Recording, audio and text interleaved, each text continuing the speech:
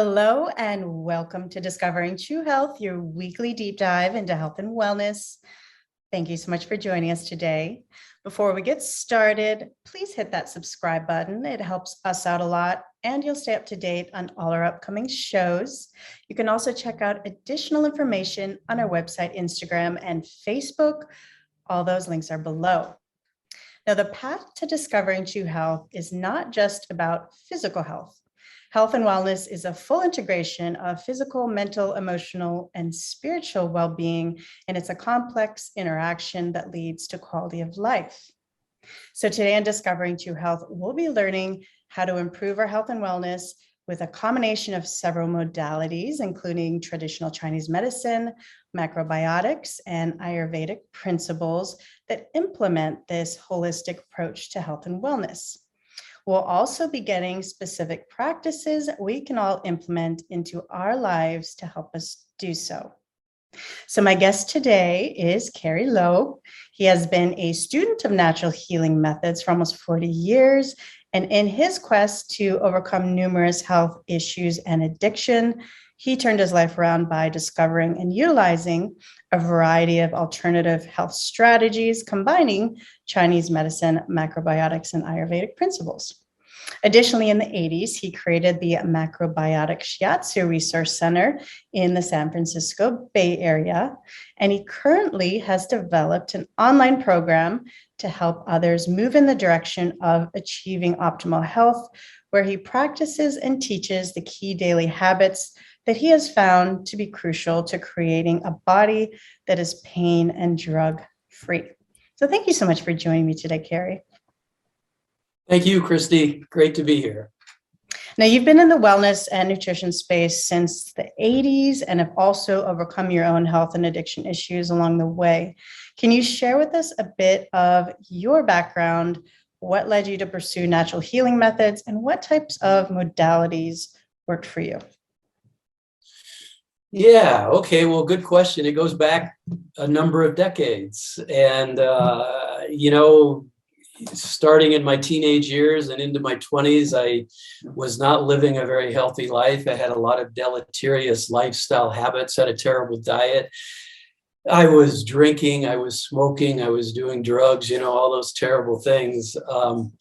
And what happened for me was, actually, I had moved from the Midwest to Phoenix, and I was playing tennis every morning with a group of friends. We do it at 7 in the morning because it was so hot there. And I couldn't keep up. I just couldn't keep up. I was like huffing and puffing, and I was only in my mid-20s. And so I kind of made a decision. I had sort of a why in the road. I could continue with my terrible lifestyle habits and give up tennis, or I could continue to play tennis and give up all of the other things. And fortunately, I chose the latter. And I started to change my diet, first of all. And then from there, my cravings for alcohol and cigarettes and drugs and whatever else, it all kind of started falling away over a period of about 3 years. So I didn't have to go to any clinics. I didn't have to do any treatment centers. Everything just sort of, I didn't want it anymore. It was kind of miraculous, and it made it a lot easier for me. And so I just built on that. From there, I just started feeling better. I became a marathon runner. I was playing sports. All of a sudden, my vibrancy had come back that I had lost. And I had various skin conditions. I had a lot of fatigue. I had a lot of allergies I couldn't be around cats and dogs, and mold and smoke and all kinds, and environmental toxins were a problem for me. So I had a lot of health issues that I ignored for years. And because I was young, I had pretty good energy, but there was fatigue setting in. So everything shifted from that place of making a choice to become healthier and live a more full and life with exercise and vitality, and give up everything else. And so that's kind of how it happened. That was the beginning of the turn for me. And then I was a vegetarian for a number of years, and that was pretty good, but I still had health conditions. So I discovered macrobiotics probably almost 40 years ago, 37, 38 years ago. I started learning about traditional Chinese medicine. I started learning about Ayurvedics, and I started applying all of those things to myself. And after doing that for a while, I just had turned my life around, and I decided to share it with others by opening up the center that you mentioned, where we had classes and I'd see clients, and it was a great time. It was a lot of fun.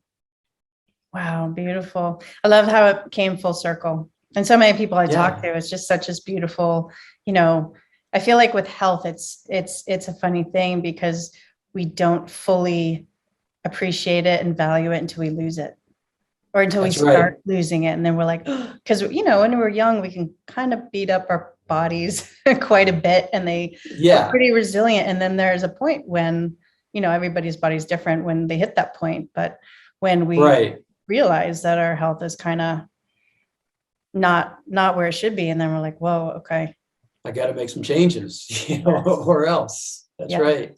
Absolutely. And you had this incredible journey. What are some of the principles you learned along the journey of discovering true health around like the health and wellness and, kind of the way our society mainstream approaches health? And is there kind of an overarching theory or philosophy that you draw from in your teachings today as well?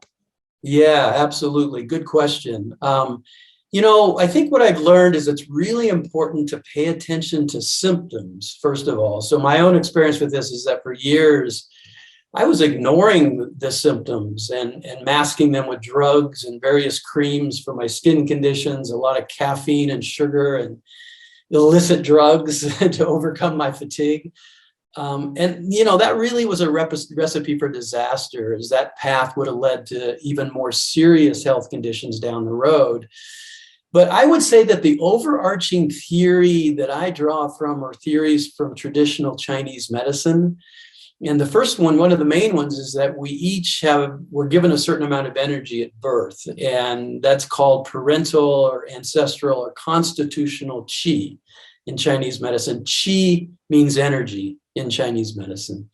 So it's kind of like a savings account. We're given a certain amount at birth, and when we deplete it, we can't replenish it. So it's really vitally important that we pay attention to this savings account, or else in later years, we can pay a very big price in terms of not being able to enjoy life, and due to numerous and sometimes pretty serious health conditions. So once that bank account of constitutional qi runs out, and Christia, you had mentioned we can beat ourselves up and just keep going. Well, that's constitutional qi. We're relying on that qi. But once we deplete that, and I used to see clients who 50s and their 60s, and all of a sudden they went from complete vibrancy to their gas tank was empty. And they had run out of constitutional qi. So for me, it really comes down to, I would say the overarching thing for me is daily self-care, or at least regular self-care, to preserve our constitutional qi. Thank God I discovered that when I was in my mid-20s, and I turned my life around. So now I can live a life that is pain and drug-free all of these years. And I'm very grateful for that, because if I hadn't done it in my 20s, by the time I probably was in my mid-30s, I would have been in trouble. So, and a lot of people are, they don't understand, they don't get that they have this savings account that on a daily basis, they have a choice to either preserve it or deplete it. And if they deplete it, they can get into some real problems.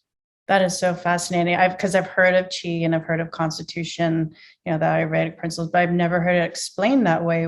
So you're saying that each person is kind of given this, like a certain amount at birth for their lifespan, and each person is probably given a different amount depending on that's absolutely true. Genetics and exactly. And you know what? When I'd see clients, there's a way to read constitutional qi in people, various symptoms and signs in the body, and so there'd be people that come in, like really tough, robust constitutions. And then there'd be other people who had weaker constitutions. So I would have to adapt the diet, lifestyle sort of recommendations to their level of chi. But as I said, what I would see is these people that would come in, mainly men, who are used to just going, going, going, and then they hit their 50s and 60s and their gas tank is empty and they say, what happened? Right. And so I'd explain to them, you're pretty close to empty and you're going to have to turn your life around, or else you're going to live the rest of your life with fatigue and health imbalances and diseases. And that's no fun. It's health span versus lifespan.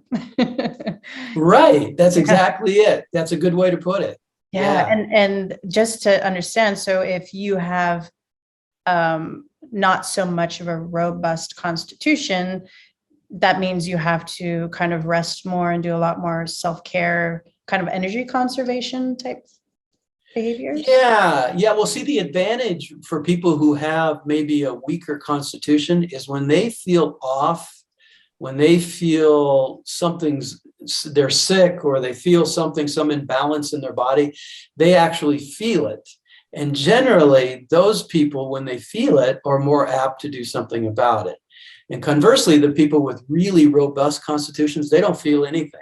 I mean, they just abuse themselves like crazy, and they don't ever feel it until sometimes it can be too late. So there is an advantage to having a slightly more vulnerable constitution, because you can tend to be more in touch with your health, and hopefully then you can make good decisions. Right. And I've also heard from an expert about, it reminds me of, they were explaining to me the same kind of idea with the microbiome, where we kind of each come with this kind of core ball of microbiome that's all these, some people's microbiome core is much stronger at birth than others. So that right. kind of plays into it. It kind of just reminded me of that principle. It's very true. And I'm sure there's a correlation between constitution and microbiome. Yeah. Yeah. It's fascinating. Now, in your work, you approach health and wellness in a holistic way by helping your clients achieve physical, emotional, mental, and spiritual health. Can you speak on the importance of this integration and kind of how one can affect the other, and the importance of making sure all of them are doing well? Yeah, I sure can, because I've been a student of that for 40 some years, the integration of various health aspects. And, in the holistic healing philosophy, methods vary greatly from the allopathic or Western medicine, as you know. Like in Western medicine, imbalances and diseases are generally approached from a more symptomatic perspective. So drugs are given to alleviate certain symptoms, but in general, those symptoms are many times just masked, and those symptoms are indicative of a problem underneath. But the underlying cause generally does not get addressed, so deep healing doesn't occur. So a lot of people just keep adding on more medications and more medications and higher levels of medications, and that's really not going to heal anything. It's going to symptomatically make people feel better and maybe allow them to live their lives at a maybe slightly higher level. But if people are really interested in healing on a deeper level, which I think is essential, I mean, I'm a big proponent of that. So holistic healing really has a more synergistic approach, as it does address the mental, the spiritual, the emotional, and of course the physical. So really, these can't be separate aspects of healing, as they all do play a role and they all affect each other. And there's so much I can say about this, but one quick example, and this is well documented in Western medicine, as you know, the stomach ulcers are mostly caused by the emotion of worry. So addressing the emotional state in that case is essential in healing the physical state. And even Western medicine recognizes that. So Eastern medicine goes much more into that realm of emotions and our mental states, and even our spiritual aspects in terms of how it affects our physicality. Right. And you're right. The Western is just kind of catching up with this gut-brain connection and the emotions affecting our gut health and different ailments. And that's why it's so vital to work with somebody like you who, integrates everything to really find the, root cause and kind of hit it from every angle and, have that holistic approach. In your Evergreen program, you teach from a principle from Chinese medicine, which is that when energy is moving through the meridians and the internal organs unimpeded, things like disease, ill health, and chronic pain cannot exist.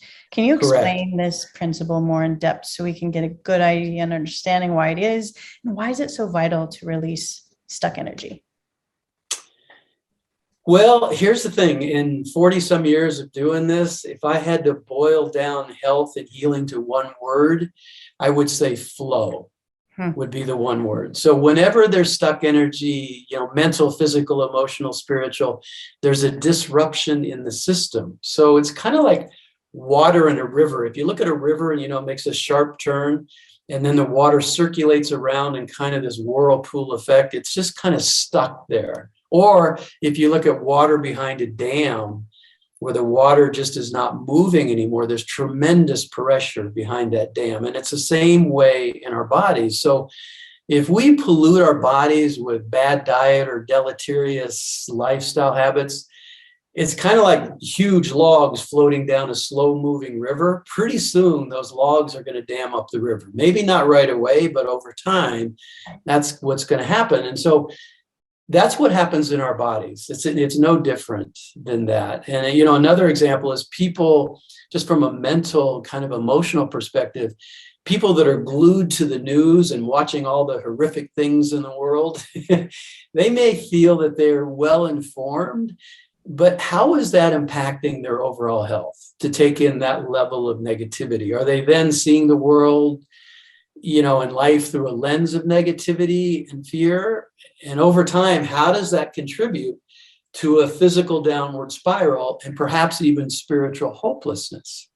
So how does that dam up the energy and keep us stuck in various areas of our life? So I think it's important on a daily basis that we find ways to keep this flow happening, this unimpeded energy through the 14 meridians and 10 internal organs, because that brings us back to the main core theory of Chinese medicine, is when that energy is moving through the 14 meridians and 10 internal organs, then health imbalances, disease, and chronic pain cannot be there. And that's the theory I've operated from for personally in my own health, but also teaching others. Right. And I think that's such an important understanding to have is, again, going back to a lot of times when we're younger, and I know a lot of people that, they're still have the high energy and high vitality. So they're, eating a lot of the processed foods and living a more, the smoking and, not as great diet, et cetera, et cetera. And they're Right. not feeling the effects. But like you said, further down the stream, further down life, it can kind of just suddenly just pile up. It piles up. There's a diagnosis. There's a feeling of not feeling well, but not knowing why. And doctors don't really know what to do with that. It's sort of this underlying thing that gets created and needs to be reversed. And the sooner, the better. Right. Because the stronger the person's constitution is, the more able they are to turn things around. Right. Now, for those, you talk about meridians, for those that aren't familiar with this modality, can you give us a little understanding of what meridians are? Yeah, well, we talked about rivers. I always talk about meridians as just being rivers of energy that run through our body. There are many meridians, but there's 14 main meridians that run through our legs, through our arms, through our trunk, through our back, all over our body. They cover everything. And 10 of those meridians are related to the 10 internal organs. So there's 4 meridians that are separate. They don't really have an organ correlate, but 10 of them do. So if people have problems in an organ or an organ system, it's very likely it's going to show up in the meridian it relates to. So for instance, way down at their ankle or their knee or something, there's some acupoints down there that relate to different internal organs. So you can diagnose in the health of an internal organ by accessing these points. And also when people work those points on their own, or if they go to an acupuncturist and they get needles in those points, that's going to open up the flow of energy through that meridian that relates to that internal organ and then strengthen that organ. Got it. Now, you've also developed a technique to help free up stuck energy anywhere in the body, and you have an online program that teaches this, and you were just mentioning how it's important to kind of daily make sure that these rivers are flowing and they're not backing up. Can you explain kind of how this works and give us one technique we could all implement to help us release some stuck energy? Oh, yeah, I sure could. Okay, let's see. Well, first of all, it's a program called self-massage, and it predates acupuncture. So it goes back about 3,000 years. So the Chinese were pushing points on their body because they were noticing they were getting certain health results when they did that. And then they discovered needles after that. That was like 2,500 years ago. They started doing acupuncture. But so this self-massage predates acupuncture. And this is Chinese medicine based from their it all comes from Chinese medicine or Japanese, Eastern medicine. In Japan, it's called Do-in, is what they call this particular thing that I developed and put together a program. It's 9 sessions, which covers all the 14 meridians and the 10 internal organs, and it covers all the symptoms that go with an imbalance in any one of those organ systems. And that can be headaches, it can be eye problems, it can be fatigue, it can be hypoglycemia, anything, you name it. There is a point or points or meridians that people can work on a daily basis by doing percussive techniques. They do breathing by actually pushing on points. I'm going to show a very important point in a minute. And if they do that systematically on a regular basis, they're going to notice that their chi is moving through their body in a completely different way, and their energy is going to shift. I've been doing this self-massage for over 35 years, almost every day, and it's the core of my health. Diet is really important. Everything is really important, but it's like brushing my teeth. I get out of bed and I do a half an hour workout, and my chi is moving. And so that's what I teach in the programs, how people can do that. But let me show Christy one point that people can work. It's one of the most important points in the body. Okay. It could be, it's in the top 5. Some people say it's the most important point. It's on the large intestine meridian. I'm going to see if I can show this to people. So large intestine meridian runs here, it runs up the arm, it runs up into here, it runs up into the face, but affects the organ, the large intestine, right. Which works with the lungs. There's always a paired organ system in Chinese medicine. So when we're helping the large intestine, we're helping the lungs, and vice versa. This particular point is one of the best points in the body for immune function. It's the best point by far for headaches, teeth problems. Some people will go to a dentist, and instead of getting anesthesia, they will have their acupuncturist come with them and put a needle right in this point that I'm going to show you, and then also in places up in here so that they don't need anesthesia. I'm not that brave. I'll take the anesthesia. But it just speaks to its importance. It really works well. But for immune function and all sorts of things in the body, it so helps important with, right now. Immune what's function, that? Which is so important right now, immune function. Oh, yeah, for lungs, for COVID, for all of that stuff. It's really important. And it does impact that. It also helps with sleep and relaxation. It's called large intestine 4. And here's how we're going to find it. Okay. If you follow the line up right here, and then open that up. The point actually is more towards the index finger, but it's right here. I'll show it again. Right there, open it up, it's right there. And then the way I like to get it is let my finger come over from the other side, and I'm gonna just squeeze into that point. Again, there's the point. I'm gonna squeeze into it, going towards the index finger, and that's it. That's the point. It can be really tender for some people when you find it. Some people need to kind of play around and make sure they're right on that point. Right.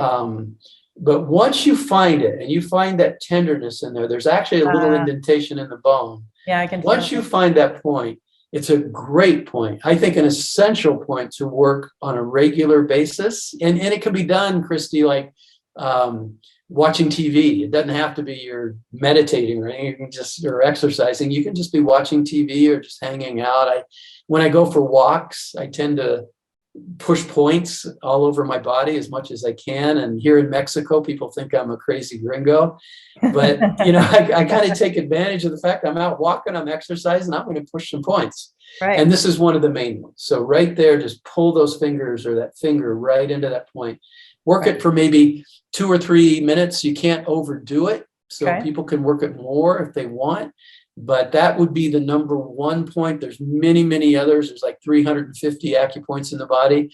In my program, I think I isolate maybe the top 30 or 40 points in the body because 350 is too many. Yeah, that's a lot. Yeah. And do you want to kind of just hold it or just pulse on it? What's good question. So what I do, you get into the point, and I like to breathe into it. So there's a breathing, just breathing deeply and pushing and holding, releasing, pushing in and continuing to breathe deeply, especially push in on the out breath.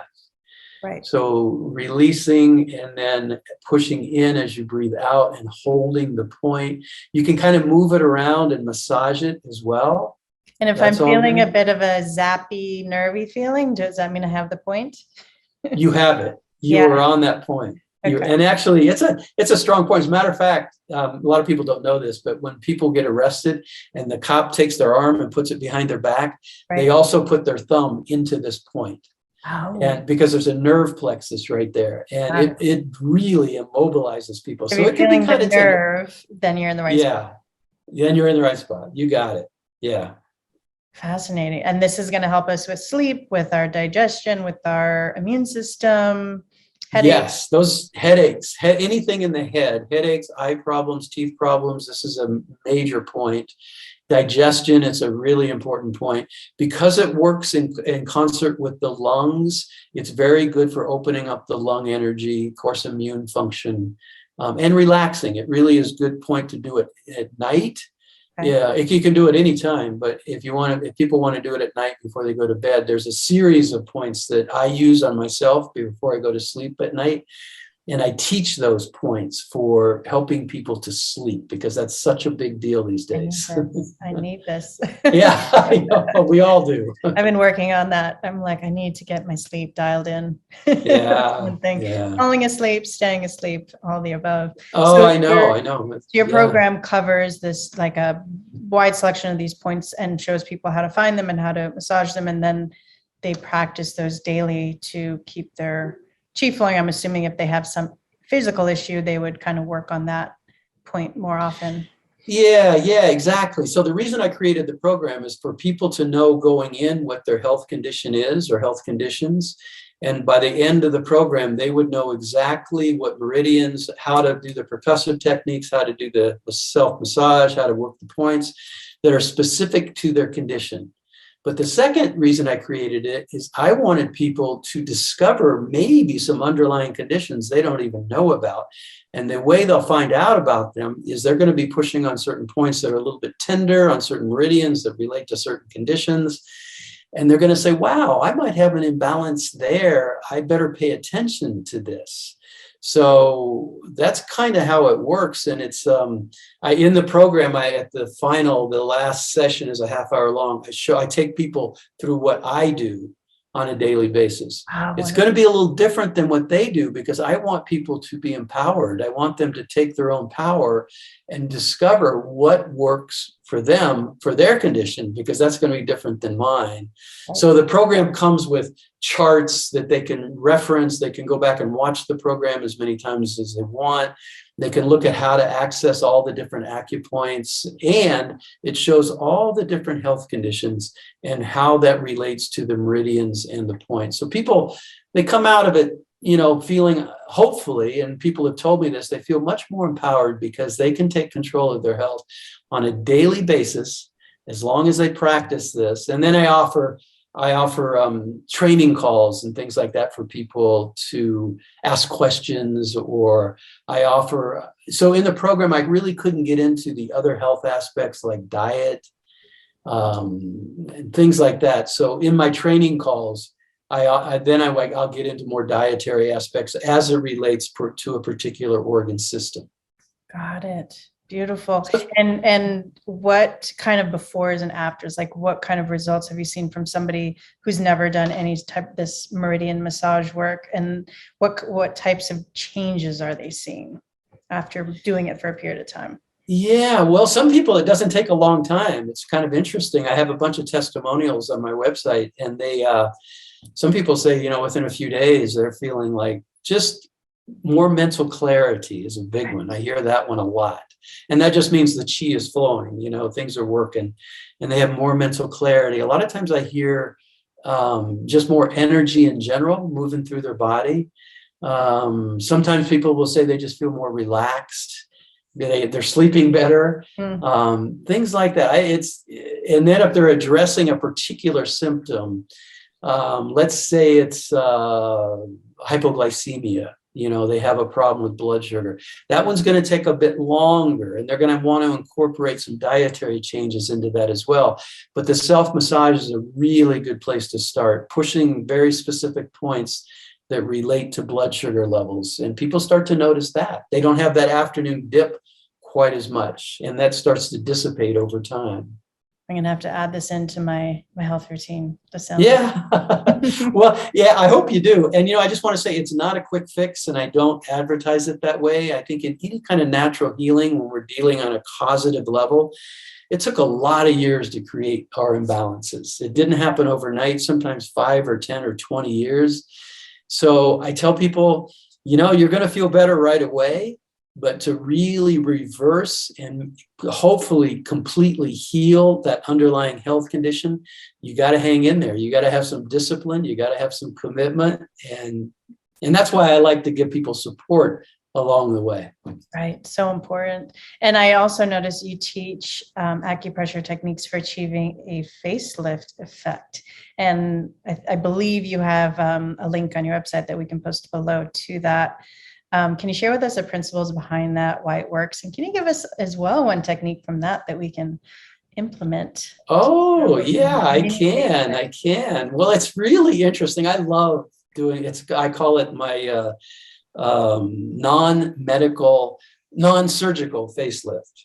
And it's really fascinating. And if people go to my website, there is a free training on my website. They just select that and they get it emailed to them. And it's about a 10-minute long facelift routine. Beautiful. I am now developing a much larger program around facelift because it's so important and people really tend to like it a lot. So I'm going to develop more like a 2-hour program, but people can get a glimpse by going to the website and doing just 10 minutes. And so in Chinese medicine, there's all these meridians and acupressure points that are located in the head and the face region.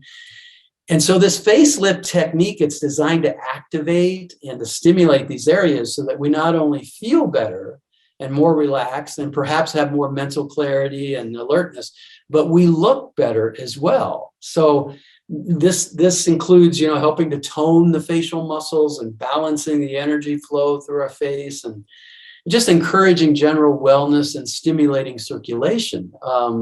So in a nutshell, it's a great method for allowing our spirits to shine through our faces and look and feel younger as we stimulate all these nerve endings in our face. And this is something I've been doing for well over 35 years. Not, it's part of my half-hour routine. I probably do 5 minutes on my face and head a day.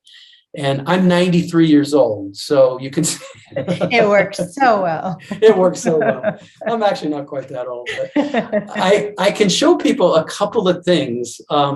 So whenever we relax the head and this whole area here, it tends to relax all of the muscles in the face. So I usually start, and people can do this, by stimulating, there's several meridians that run right through here, gallbladder here, bladder here, or governing vessel. All of these different meridians run through here. So they relate to the entire body. So when we work these, it affects our entire energy throughout our entire bodies. But if we're just focusing in on the face, I like to do, well, I'll just show you, and people can look at the 10-minute routine and really get into more detail. We'll post a link to that below so you can. Yeah. First, I would say I like, just percussive techniques. And what that is, all it is just pounding all over the head. I have my headset, so it's kind of hard. But anyhow, all over the head, we're getting all of these meridians that run down into the face. So we're relaxing the facial muscles by, first of all, just tapping all over the head. And then I put my hand on my head and cup this hand on the back of the neck. At the base of the skull, top of the neck, there's some really important acupuncture points that relate directly to everything that goes on in front. So everything in here relates to these points back here. So one way we can get that is just putting hand on the forehead, cupping here, and pounding base of the skull, top of the neck, and we can switch hands and do that. So it's basically just a cupping and a tapping back here to open up that energy and release any stuck energy in these points back here that relate to the face. So that's how the face massage starts. And then we get very specific into working and massaging all these points in here and all these areas here, and the ears. You know, there's an entire map of the entire body on the ears. So we work the ears. And anyhow, that's sort of it in a nutshell. I hope people can just do some tapping and then go to my website and pull up that 10-minute free training. Yes, go check that out and get the full face. Yes. I'm definitely going to check that as well. I'm a big practicer of face yoga. Oh, are you? Results with face yoga. And I feel like, toning your face is just important as toning your muscles. I mean, it's kind of the same concept. So yeah. Some incredible. That's good. And yeah, I've heard of face yoga, and I think I do a little bit of that in my routine. But that's great that you do that, because you know how it is, Christy. I think, when we look good, we tend to feel good, right? And so when we're stimulating all these nerve endings in our face comes alive.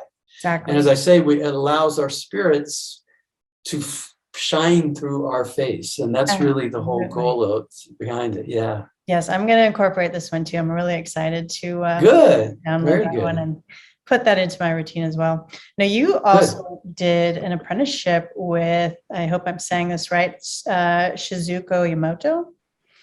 Yes. And she was a well-known Shiatsu practitioner and microbiotic consultant. You did your apprenticeship with. Can you speak on the importance of both modalities of Shiatsu and macrobiotics? Kind of the benefits and how they've helped you in your health journey. Yeah, boy, that's a good question. Shiatsu, first of all, in Japanese means finger pressure, and it's basically doing what we're doing in self-massage, except we're doing it on somebody else, which I teach that as well. And it's just self-acupuncture, or not self-acupuncture, it's acupuncture done with our thumbs, with our elbows, with our feet. Shizuko, my teacher, used to use her feet a lot on people. And she was very well known. 90% of her clientele were cancer people, because she would incorporate diet and lifestyle into the diagnostics and the therapeutics from the Shiatsu, which is what I learned from her and what I practiced for many years.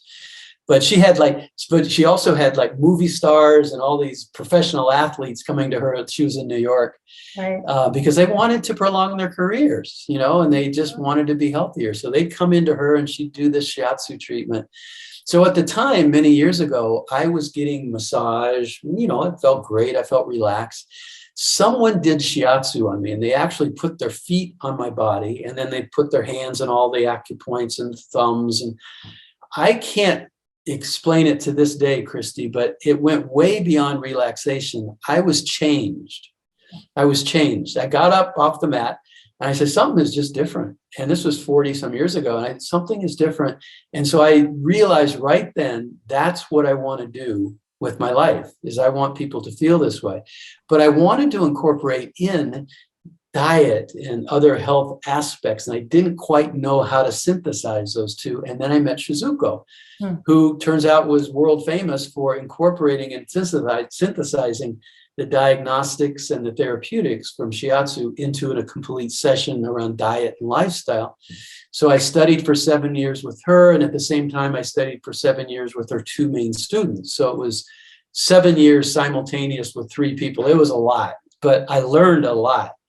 And it was a wonderful experience. So when I met Shizuko, everything changed for me. I just really got into the flow of how to do this work and how it's a powerful tool, the combination of really helping people to move their energy through their bodies and then giving them recommendations and homework they can do from one session to the next and then watch them improve.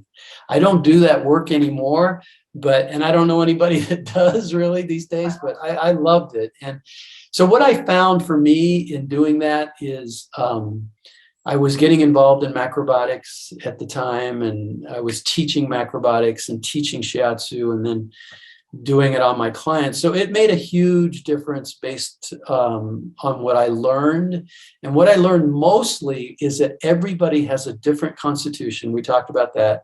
Everybody has a different condition, and you need to cater everything to that. So there's no one diet that fits all. Like some people used to think back in the days, and probably some people still do, that macrobiotics is the be all end all. Everybody does this macrobiotic diet and you're going to be super healthy.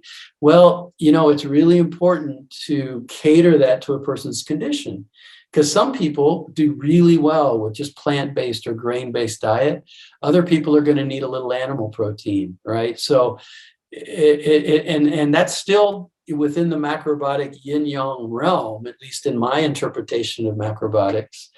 And so I think it's really important for people to see a professional counselor and, really get diagnosed very well, and then also get great recommendations that are doable. In my practice, I used to do, unless they were cancer people. If they're cancer people, they got to jump in 100%. So I would lay out a complete thing and say, you really don't want to vary from this too much until you go into remission.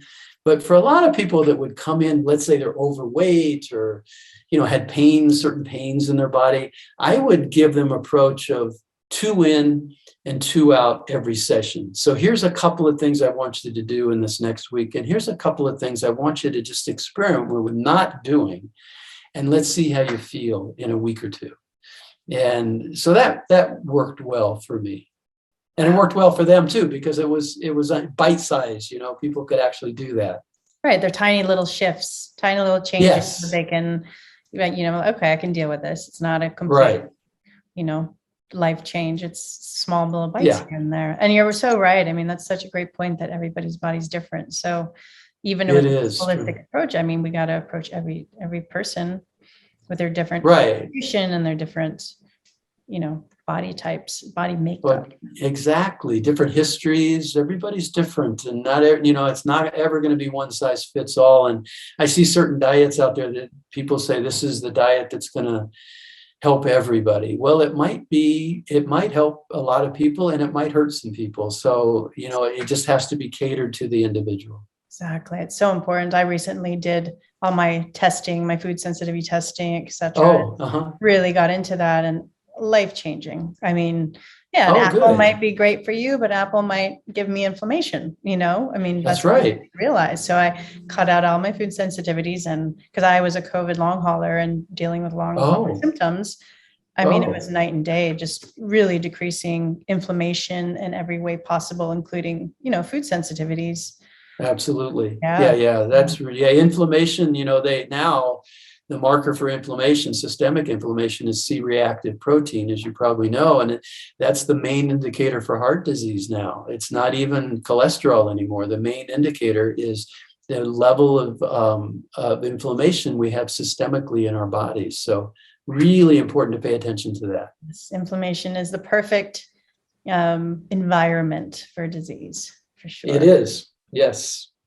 Now, you also work with the 5-element theory of Chinese medicine, which teaches us how to align our body's rhythms with the rhythm of the natural earth cycles. Can you kind of explain what some of the practices around that are, how they impact our health, and kind of examples that we could kind of maybe implement? I can give some information about that. It's really fascinating. And actually, I'm just submitting my 5th article of the 5 elements to a publication. 4 of them have been published, and the 5th one will be published in a month or 2. But it covers the 5 elements. So 5 elements in Chinese medicine, it's a core theory. It's everything in Chinese medicine is about 5 elements. And 5 elements basically means there's 5 seasons in the year instead of 4. Each season relates to a paired organ system. So it addresses the 10 organs in those 5 seasons. So each time of year is when the correlative organ system will be at its most vulnerable, but it's also its most amenable to strengthening and balancing. So each one of the paired organ systems has an emotional, physical, mental, and spiritual correlate. And so in these articles I wrote, if people want to go to my website and pull up published articles, they'll see everything about the different seasons and what we can do in each different season to really help to balance out the emotional, physical, mental, and spiritual. And so an example of this, Christy, would be, so in springtime, we just ended spring yesterday. We just started summer today. Yay. Summer solstice. Yeah. So spring is the time of year when the liver and gallbladder will be at its most active. So we just completed that season. So the liver is responsible in Chinese medicine for distributing the energy through our entire bodies. So it's the general of the body. So if we don't have that liver operating well, there's going to be stuck energy because it's not pushing it through the meridians and the organs. So adapting our diet, maybe taking some herbs or doing a liver cleanse to enhance and strengthen the system is really important. And if the system is blocked, we're going to have emotions. The most prevalent emotions are going to be anger, irritability, impatience, restlessness, moodiness. Depression is another one. But if it's working well in Chinese medicine, we will access and experience more than any other time of year great ideas. Our minds work in a different way when that energy is flowing through the liver and gallbladder. We have great ideas for how to enhance our lives, and more creativity than any other time of year happens in the springtime during liver gallbladder. So if it's not working well, though, things like headaches and eye problems, joint and tendon pain, digestive issues, and for women, menstrual issues, and also endocrine problems are all related to an imbalance in the liver gallbladder system. So just to give people an idea of how it works, if the liver gallbladder system is working really well, it feeds that energy into the next season. It's called a mother-son relationship. So this season that we just started today is all about the heart. Heart and small intestine work together. And heart has everything to do with our capacity to feel grounded, to feel relaxed, to feel calm. If the heart energy is blocked, then the energy goes up into our heads and it creates anxiety and it creates sleeplessness and all kinds of things. So all of that can start because the liver gallbladder is out of whack.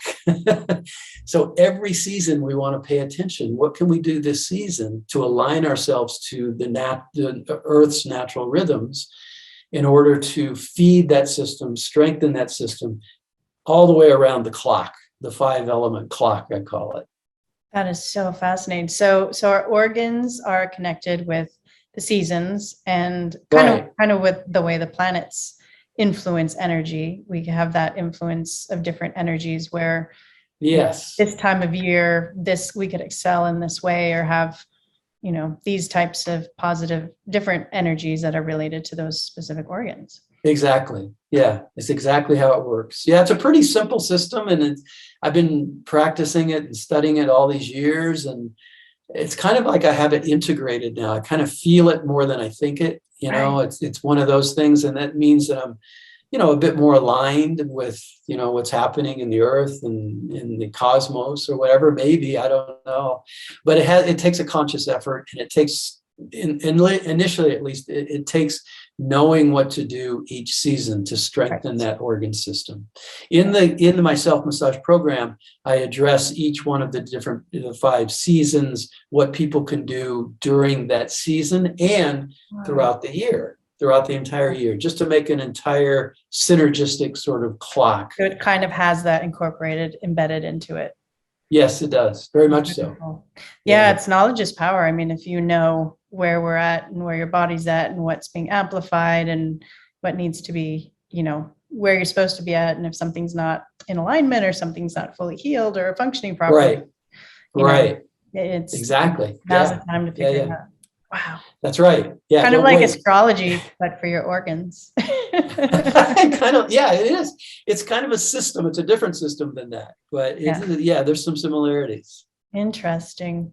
Now, what would be your advice for someone who may not, let's say we have this knowledge of, the massage and the tools and, Mhm. knowing how to heal a particular condition, but can't quite seem to sustain the motivation to do so. I mean, I find with myself this with manifesting, sometimes I've learned the tools and have the knowledge and I get really, Right. I amplify, get my energy going, but then sometimes I lose my drive and just Yeah. the energy just kind of crashes sometimes. Yeah, I understand that. And that's a great question because I think that's true for all of us, motivation. Mm-hmm. And when I had my practice, my private practice, for 20 years, but I haven't had my private practice for 20 years. Now I'm just doing online things. But the people who were in fear and desperation people who had those two things as primary motivators would get stuff done. They would take it seriously. They would implement everything on a daily basis. And those are people that had a more serious health condition, like cancer. Those are people who would take it very seriously. So those symptoms, if it's not addressed, what I tell people that you have symptoms that aren't very serious, but you're noticing, let's say it's arthritis or something, you're noticing it, you're feeling it, but you're kind of ignoring it because you can. Maybe you're young enough or you have a strong enough constitution. It's not disrupting your life enough yet. I just tell people, and this goes back to your first question or the second question about paying attention to symptoms, because it's indicative of an underlying health imbalance that can become really problematical down the road. And so the time is now. And I tell people, it takes 6 weeks to change a habit.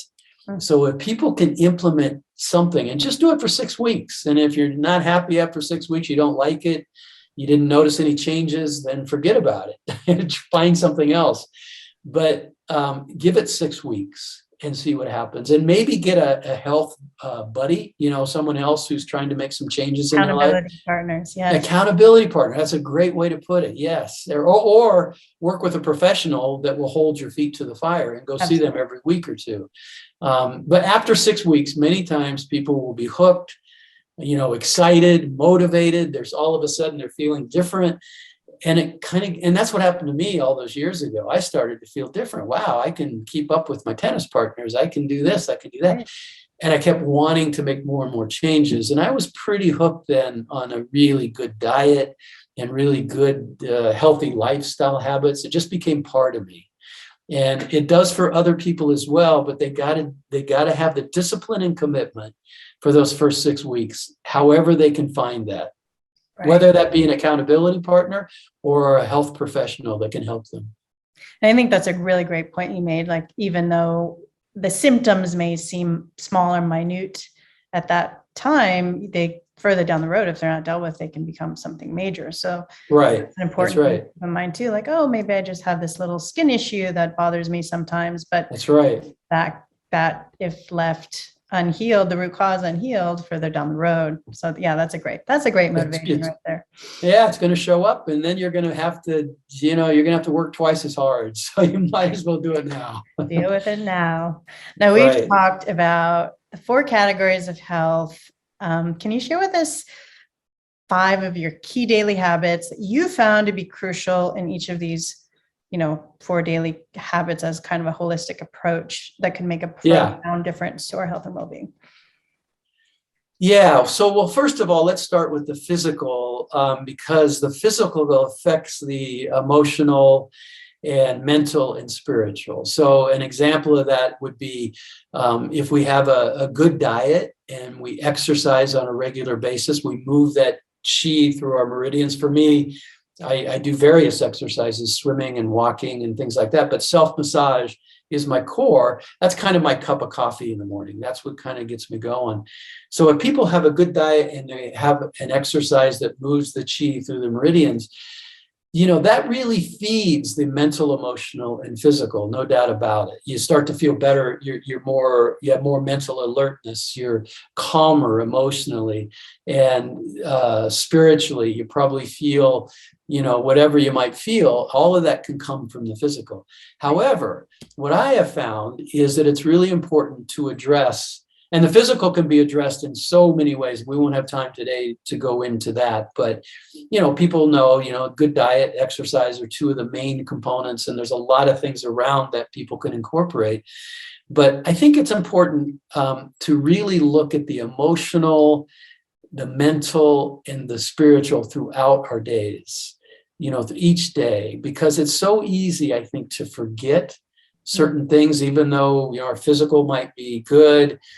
We might forget, we might fall into these downward spirals of mental stuff or emotional that leads to emotional downward spirals. We can get caught in that. All of us can. And a lot of people have different techniques. It might be meditation. It might be prayer. It might be positive affirmations, whatever it might be. I do different things. I'll just give you an example of one thing I do, and I do it 3 times a day. I do it in my morning meditation. I do it in the middle of the day, and then I do it before I go to sleep at night. And it's just an acronym. It's I call it, it's PGAC. So it's P, the letter P, Okay. G, G, A, C. So it's 5 letters, and I'm going to explain what that is. For me, P means presence. So in the morning, how present am I? Am I watching my breathing? Do I feel my body? What do I feel in my body? What do I hear with my ears? So I kind of get into a sensory sort of thing to bring myself out of my thoughts in my head into my body. So that's presence. The next one, G, is gratitude. I really go through a list of things I'm very grateful for in my life, and that changes day to day. Giving is the second G. How can I give back? Because when we give back, we create joy in our lives. People say, I read somewhere that happiness comes from getting what we want, but joy comes from giving. So I really focus in on who can I give to today? What can I give to people? It might just be walking down the street and smiling and saying hi to somebody. It might be helping someone drop their groceries and I help pick them up. It might be giving somebody 100% attention when I'm listening to them. Whatever it is that I can give, I sort of focus in on that.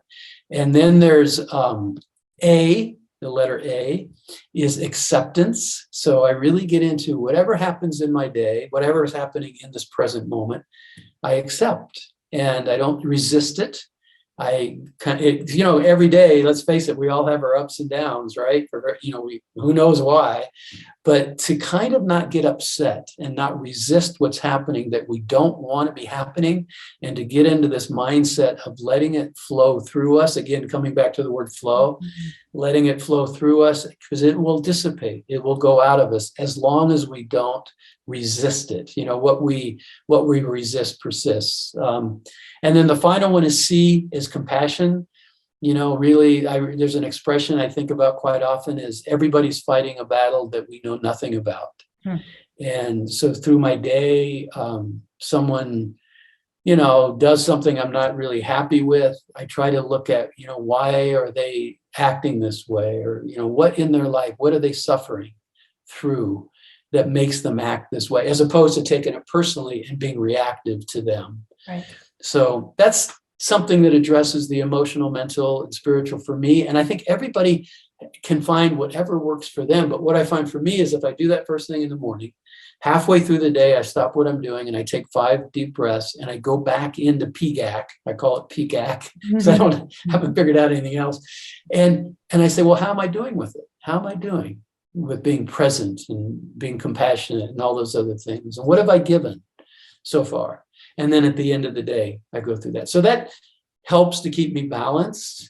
There's other things, I read inspirational kind of self-development books and things like that. But I do think it's important that people find something to keep them tapped in to that essence and to keep them conscious in some way, because it's so easy for us to go unconscious. No matter how much we address the physical, we can still go unconscious and get lost in that. And I think we're happier, healthier, more fulfilled human beings when we have the consciousness that keeps us kind of on this path that we want to be on. Absolutely. Oh, those are so powerful. Thank you for sharing those. Yeah, and it's you're so welcome. right, because a mentor of mine had shared about how, part of what brings us so much suffering and misery in life is either being in our past or, using our imagination to go into our future. Right. And Right. Yeah. Yeah. those two things running amok, if we're living too much and going over and rehashing the past, or if we're using our imagination to, it's memory and imagination. So kind of get those That's under really control good. and really kind of. Yeah, that's true. Like the past tends to have something to do with regrets, and the future tends to have something to do with worry, So if we're in one of those two places, as you said, back here or way up here, we're not here. Yes. And here is really where everything happens. And it's really all that's important when it's broken down. Absolutely. Is what's happening in the present. Yeah, and that practice is just so powerful for keeping us there. I think so. Yes. Now, for those who want to contact you or learn more about your programs, we're going to definitely post links below to all your different ones. But where can we find you? Can you also walk us through what the different types of programs you're currently doing? And do you have any other great resources on health and wellness we can all check out? Yeah, sure. I think the main thing is to go to my website, just kerryloeb.com. You can take the free acupressure facelift, non-surgical facelift. You can do that, but you can also sign up for my e-newsletter. I generally put out an e-newsletter just once or twice a week, so I don't inundate people, and it generally has really healthy tips, things people can do, or I reference certain things and send them in a certain direction where they can check out something very specific to some health condition or whatever it might be. So that, and then also on my website, I mentioned published articles that people want to learn more about. You have the 5-element theory article. 5 element. Yeah, I have 4 of them up. The 5th one will be up pretty soon, but yeah, so it's all there. Actually, I just put up a week ago, they just published it and I put it on my website, is about the heart, which relates to summer, and we're in the first day of summer. So that's a really good one to check out. But I do podcasts, as you do, Christy. Occasionally, I don't do a lot, but I have recorded podcasts where I've been the guest, but I also have a few on my website where I interview people who have 40 years experience in the health and field, in the alternative health field. And I really go into a deep dive and really pull the secrets out of them, like, what have you learned, and share it with us. And so that's fun, and people can watch those. And also in the newsletter, I keep people apprised of any future offerings. And the main thing I have on my website is I have my self-massage program. So people can look at it, look at the testimonials, look at what it's about. And if they want to join, it's 4.5 hours. It's 9 sessions. It's pre-recorded. They can go back and look anytime. It's only $99. So I kept it really affordable. Yeah. And then people can get ongoing training by staying in touch with me. It's all part of the program where I do my training calls, and there's no extra charge for that. People just come on and ask questions, and I help them along the way. So those are the main things. The final thing I'll say, Christy, is I am developing more things, and one of them is going to be this non-surgical, in-depth, deep dive into non-surgical facelift, about healing from the outside in by working on our face, outside in, but also there's a map of the entire body on our face from a Chinese facial physiognomy perspective. So you can read on a person's face where their imbalances are in their internal organs. So in that program, I'm going to go deep into, well, now you might have an imbalance there just from doing the facial thing. And what can you do to address that down deep in your body? So it's an outside in, inside out approach. That's in development. I have no idea when it will be done. It's a lot of work.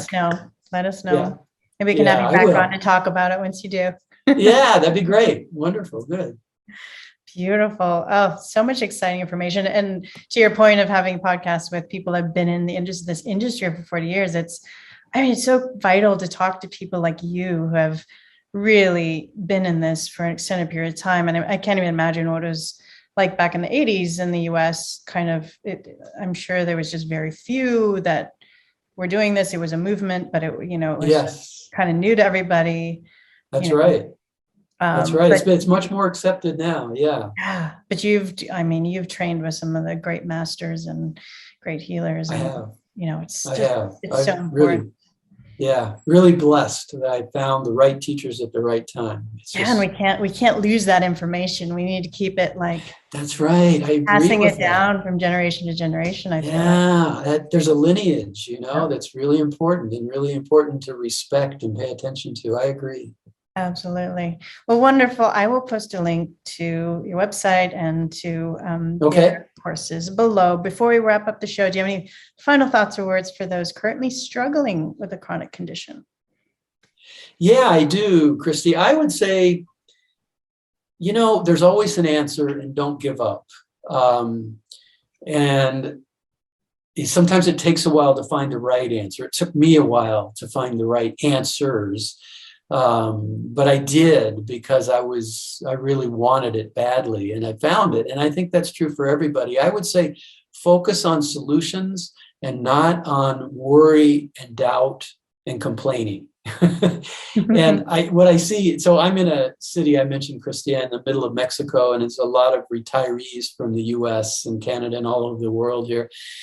They're retired and they're my age. I'm almost 70 now. And What? yeah, I am, believe it or not. I don't feel it. I That is don't feel it at incredible. all. Yeah. And so, but there's a lot of people my age and they complain about their health conditions and their bad back. And, it's just this kind of thing that I refuse to ever go there. I don't need to because I don't have those health conditions. But even if I did, I think it's really important to not get into victim mode and to complain about it and tell all your friends how bad off you are, because you're kind of feeding that negativity, feeds your condition.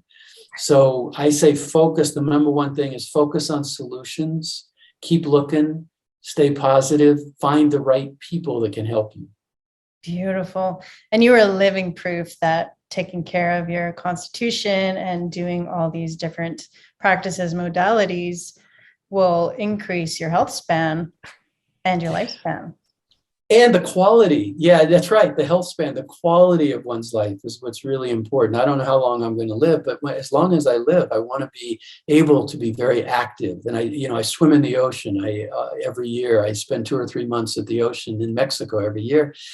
And, swimming and hiking and moving. And the city I live in is all cobblestones. It's one of these old colonial cities. And, you got to be in pretty good shape to navigate these cobblestones. So, I hope to live a lot of years, but more importantly, I really just want to stay healthy and young and mobile and being able to do everything I want to do. Right. So important. Well, thank you so much for joining me today and sharing your health journey, as well as all these incredibly helpful modalities and therapies that we can all implement to improve our health and wellness. And thank you so much for all this continued work you're doing, to help others feel better and to live a healthier life. Thank you, Christy. Great to be here. Remember, knowledge is power. The more you understand about your body, the better you're able to stay healthy and prevent disease. And a reminder, I'm not your doctor, so please don't take this as medical advice. If you have specific questions about your healthcare, feel free to reach out to your practitioner. And if you like this video, please like and share with others. This information could really help someone you may know. And if you haven't already, please hit that subscribe button and the little bell to be sure you don't miss out on our future shows. And I will see you all next Wednesday on the next episode of Discovering True Health.